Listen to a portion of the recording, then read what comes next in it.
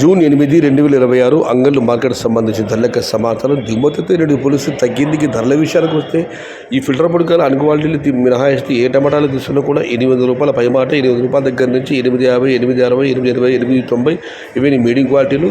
Second quality రూ. 900 దగ్గర నుంచి 910, 920, 930, 950 టాప్ అండ్ టాప్ క్వాలిటీని బట్టి రూ. 960 దగ్గర నుంచి 970, 980, 990 టాప్ అండ్ టాప్ రూ. 1000.